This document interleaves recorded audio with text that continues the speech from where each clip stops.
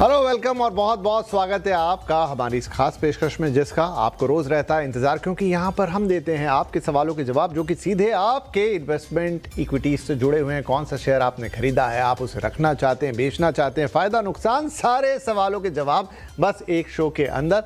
और तरीका भी बेहद आसान, 7045220000 पर आप हमें व्हाट्सएप करते हैं अपने सवाल।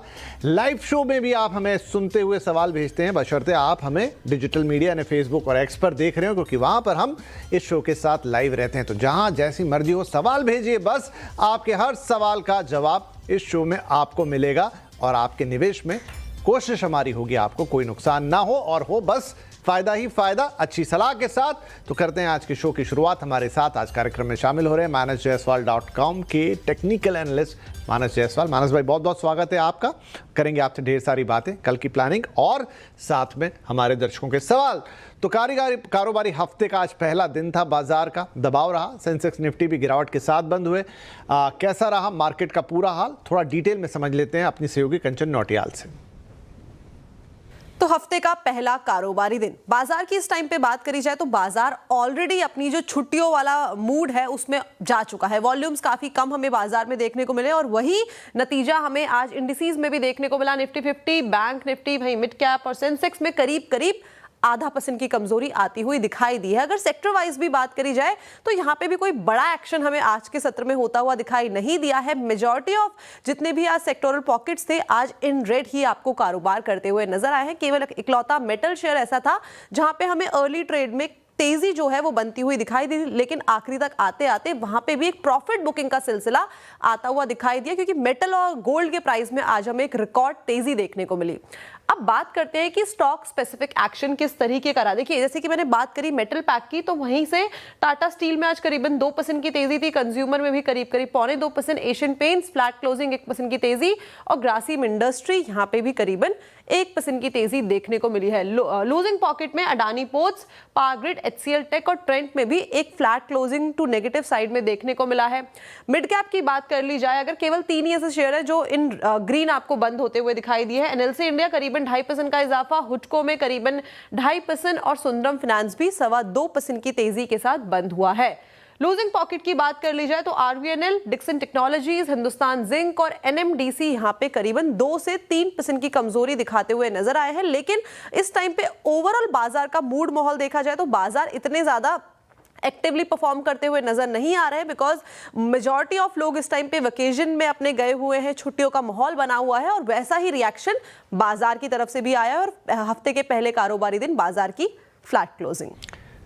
राइट, तो बाजार में वेकेशन का मूड है, छुट्टियों का मूड है, लेकिन आप छुट्टी के मूड में बिल्कुल मत रहिए। क्यों? क्योंकि पैसे कमाने हैं, फायदा करना है, तो हमेशा एक्टिव रहना है। छुट्टी अपनी जगह, काम अपनी जगह। चलिए साथ में आपको बता देते हैं कि एफआईआईज और डीआईआईज ने क्या किया है आज। एफआईआईज छुट्टी पे तो नज़र नहीं आ रहे, बिकवाली तो करते हुए दिख रहे हैं। 2760 करोड़ पकड़ लीजिए मोटा मोटा उन्होंने बेचा है। डीआईज ने उनके अगेंस्ट में खरीद लिया 2643 करोड़ रुपए का माल। तो मोर और लेस इसीलिए आपको बाजार में हल्की सी गिरावट दिखाई दी, क्योंकि यहाँ बिकवाली से खरीदारी थोड़ी सी कम रही। अब मार्केट ट्रेंड्स कहाँ दिख सकते हैं, क्या हो सकता है, मंगलवार को बाजार कैसा रिएक्ट करेगा, वेकेशन का मूड है तो क्या ये और चलता रहेगा, 1 तारीख के बाद ही सुधरेगा, तमाम सवाल मन में होंगे, लेकिन उनके जवाब हम लेंगे मानस जी से। मानस जी, तो क्या ये वेकेशन का मूड कंटिन्यू रहेगा ट्यूसडे को भी?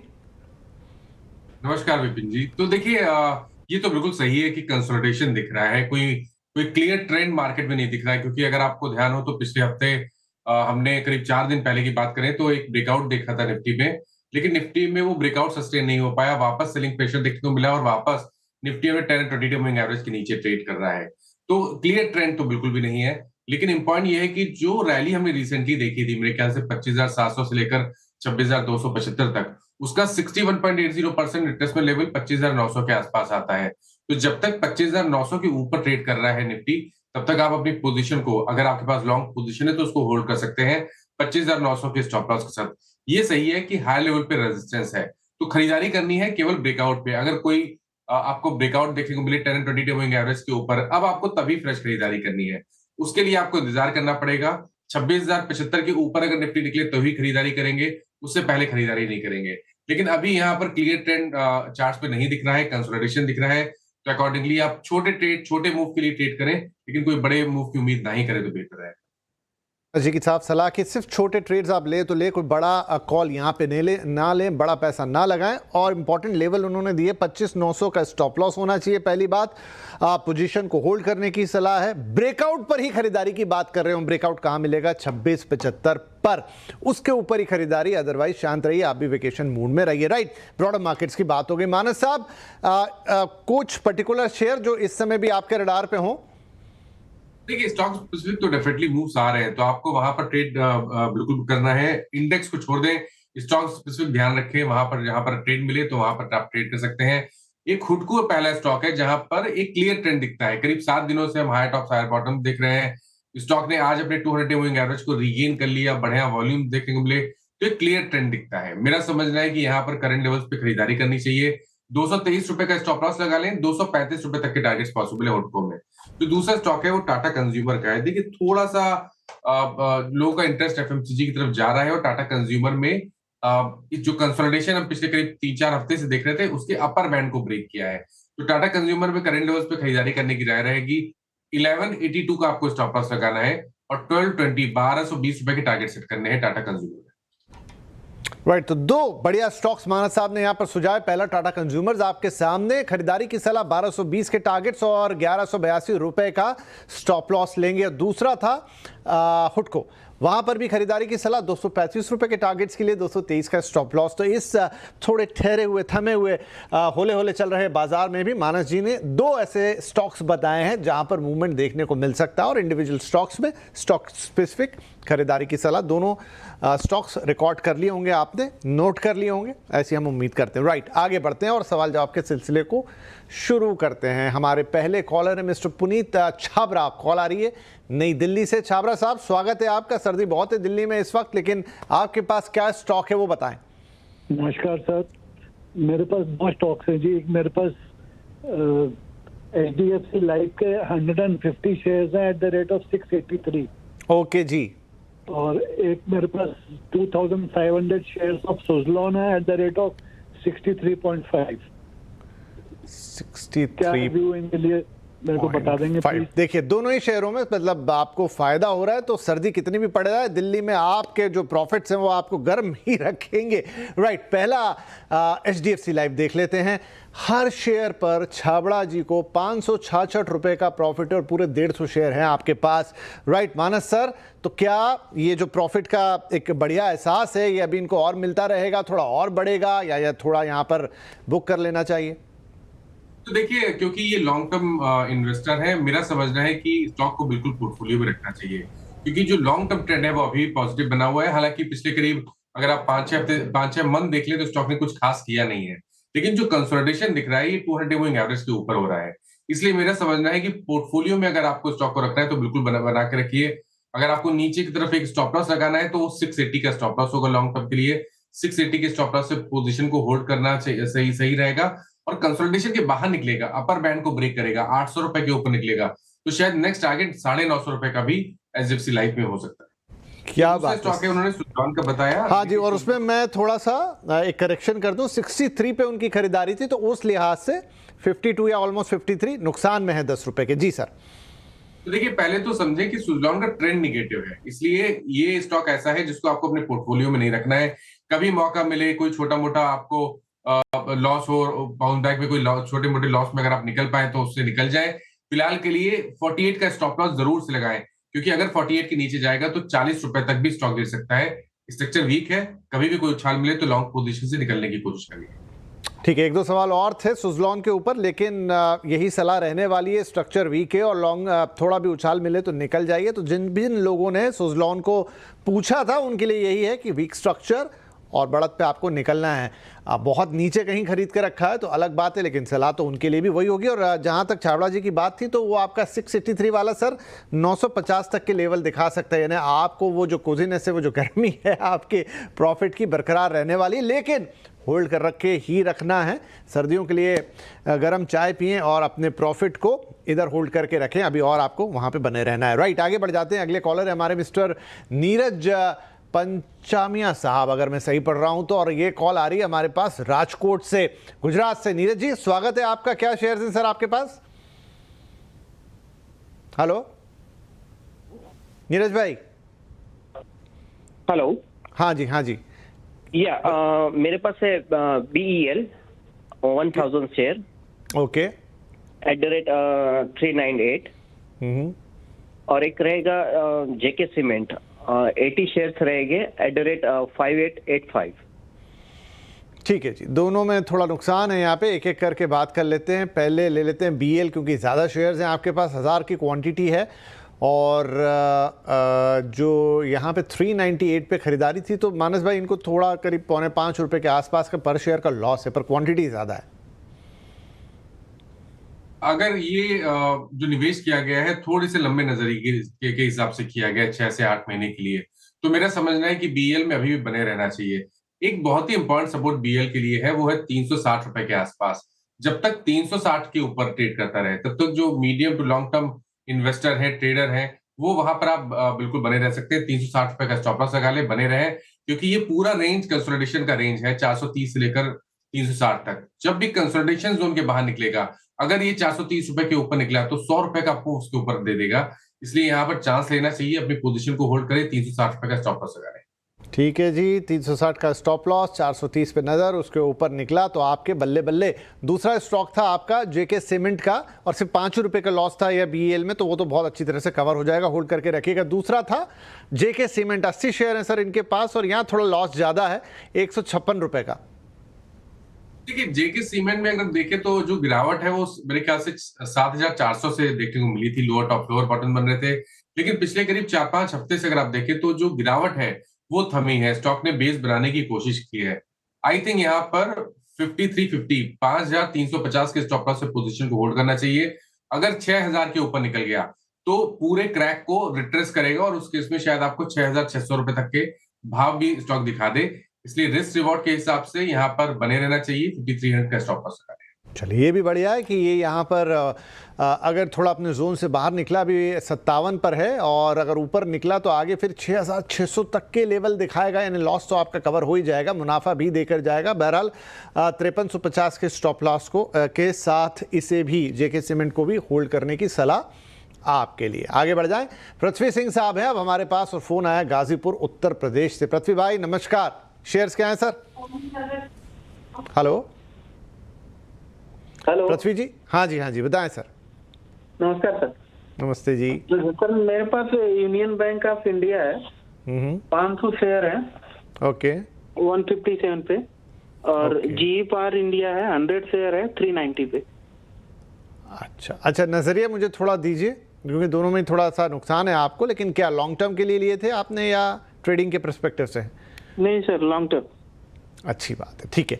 तो यूनियन बैंक के 500 शेयर 157 के भाव पे, GE पावर के 100 शेयर 390 के भाव पर, एक एक करके बात कर लेते हैं। तो यूनियन बैंक पहले ले लेते हैं, यहाँ पर कुछ 7-8 रुपए का नुकसान है इनको सर, और लॉन्ग टर्म का पर्सपेक्टिव रखते हैं।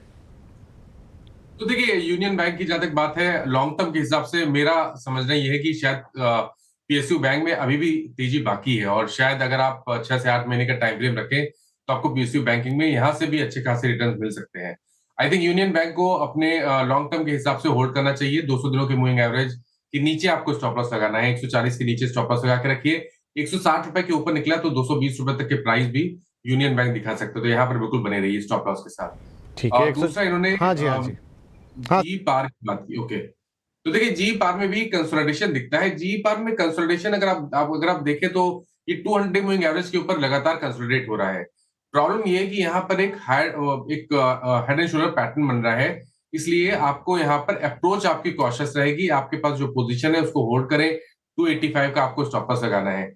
ट्रेंड पॉजिटिव तब होगा जब स्टॉक 360 रुपए के ऊपर निकलेगा। अगर 360 के ऊपर निकल गया, उसके ऊपर ट्रेड करने लगा, तो फिर 420-440 की रेंज भी दिखा देगा, लेकिन अभी के लिए अप्रोच कॉशियस रहेगी और स्टॉप लॉस 285 पे लगाना है। ठीक है जी, अभी के लिए GE पावर में अप्रोच कॉशियस, संभल के काम करना है। यहाँ पे 285 का स्टॉप लॉस लगेगा यहाँ, और आगे 360 के लेवल देखने होंगे, वो क्रॉस होते हैं तो 420 440 तक भी जाएगा। ये जी पावर के लिए कहानी है। 360 राइट, वहाँ पे स्टॉप लॉस होगा, वहाँ पे मतलब फर्स्ट ब्रेकआउट होगा।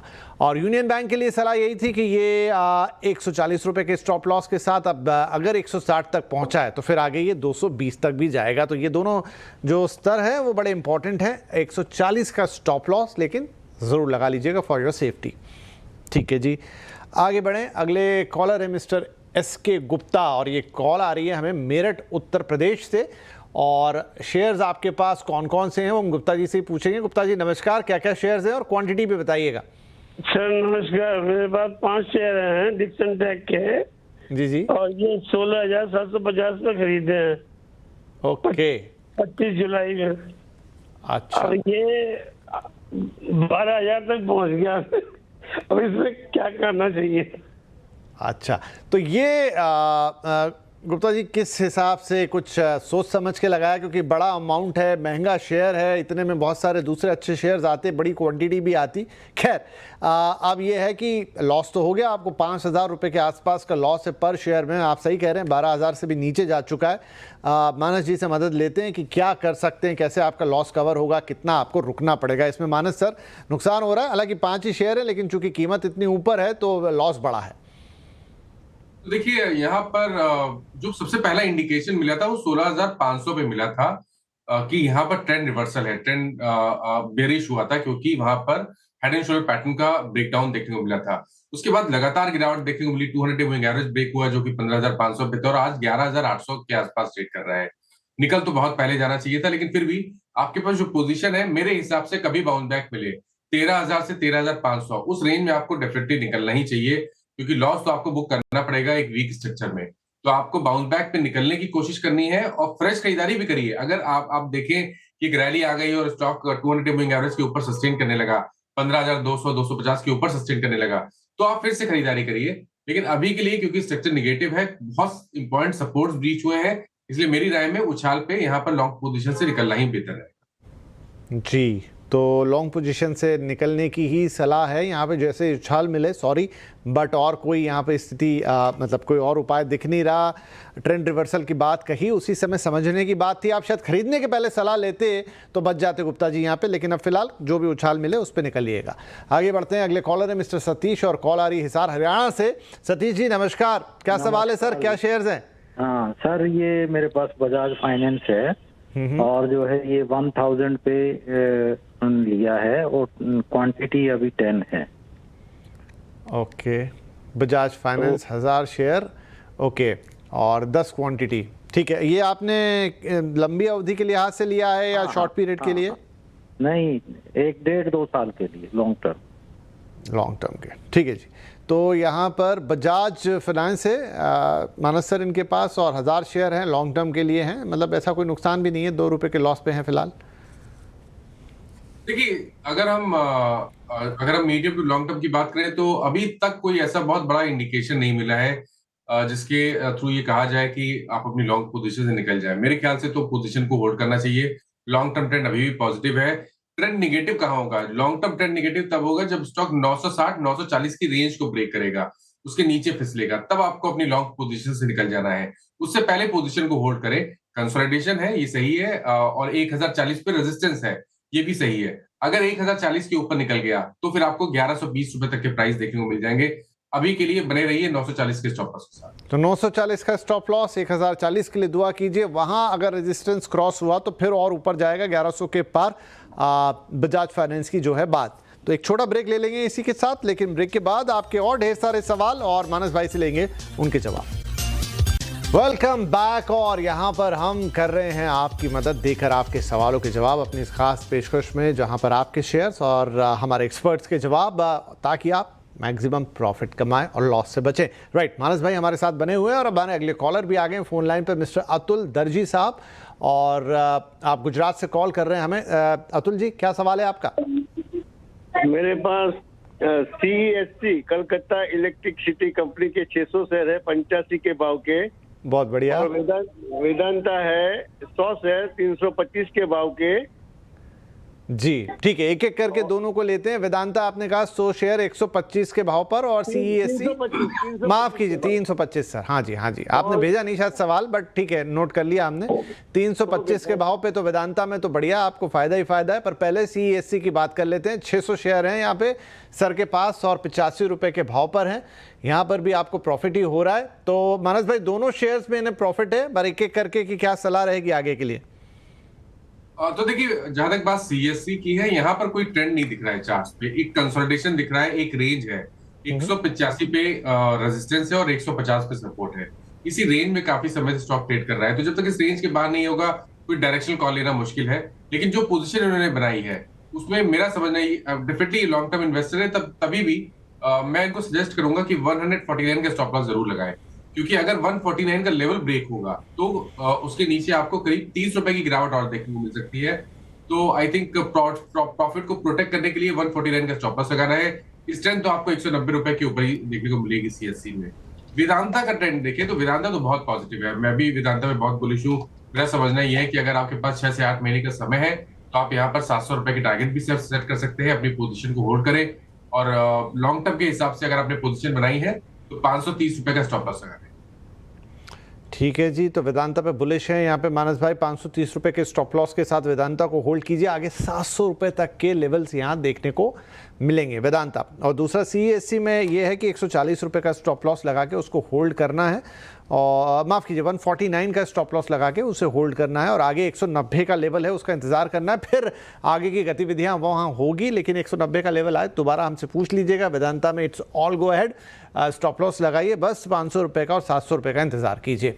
आगे बढ़े, अगले कॉलर है मिस्टर धीरेन जोशी, कॉल आई है न्यू दिल्ली से। धीरेन जी स्वागत है, क्या सवाल sir? Sir I wanted to know regarding, मेरे पास HEG है 498 की परचेस में 50 शेयर है, और मेरे पास ओरिएंटल सीमेंट है 210 में, बट अभी ओरिएंटल सीमेंट एक 170 कुछ चल रहा है। बट ये स्वैप रेशियो में बेनिफिट होगा अंबुजा के साथ? देखते हैं वो बात भी, पर पहले HEG 50 शेयर आपके पास 498 के रेट पे, वहाँ तो मुझे प्रॉफिट ही दिख रहा था। लेकर आते हैं HEG। ओरिएंट सीमेंट की भी बात कर लें, 600 रुपये इस वक्त का भाव है। तो सर इन्हें क्या करना चाहिए HEG में? तो देखिए, HEG में बने रहना है। यहाँ पर जो ट्रेंड है वो बहुत बुलिश बना हुआ है। ये सही है कि स्टॉक पे एक रेजिस्टेंस है 600 से लेकर 620 की रेंज में। लेकिन अगर ये 620 की रेंज को ब्रेक करता है, जिसकी प्रोबेबिलिटी बहुत ज्यादा है, तो आपको 750 रुपए तक की रैली स्टॉक दिखा सकता है। इसलिए यहाँ पर बने रहिए। अपनी पोजीशन में 519 रुपए का स्टॉप लॉस जरूर लगा लें जी। और अच्छा, कोई आप जवाब दे पाए इनको सीमेंट के ऊपर? Orient cement, right? नहीं, इनका जो क्वेश्चन है उसके हिसाब से तो एक बार फंडामेंटल चेक करना बेहतर रहेगा। टेक्निकली अगर देखें तो टेक्निकली स्ट्रक्चर अभी भी वीक है, और यहाँ पर स्ट्रेंथ तभी मिलेगी जब स्टॉक 200 रुपए के ऊपर निकलेगा। ठीक है जी, फिर भी आपने अपने लेवल पे जो बात रखनी थी वो बताई उनको। और इसी के साथ मुझे घड़ी बता रही कि वक्त समाप्त हो गया आज के लिए। मानस भाई बहुत बहुत धन्यवाद आपका, आपने वक्त निकाला और हमारे दर्शकों के सवालों के जवाब दिए। कोई डिस्क्लेमर्स जाने से पहले? तो देखिए, जिन स्टॉक्स के बारे में बात हुई, किसी भी स्टॉक में मेरा पर्सनल पोजीशन नहीं है, बट इनमें से कुछ स्टॉक ऐसे हैं जो हम लोग अपने क्लाइंट्स को रिकमेंड करते रहते हैं। तो क्लाइंट्स के पास पोजीशन हो सकती है, बट पर्सनल लेवल पे कोई पोजीशन नहीं है। जी जी, बहुत बहुत शुक्रिया सर शो में हिस्सा लेने के लिए, और सभी दर्शकों का भी बहुत शुक्रिया। तो अच्छे से और फायदे वाला, मुनाफे वाला ट्रेड कीजिएगा। ध्यान रखिएगा उन सभी बातों का जो मानस जी ने आपको समझाई हैं मार्केट्स के लिए, और साथ ही जो इंडिविजुअल सवाल थे वो लोग भी सब अपने अपने लेवल्स का ध्यान रखेंगे तो उन्हें फ़ायदा होता हुआ नजर आएगा। बहुत बहुत धन्यवाद, नमस्कार।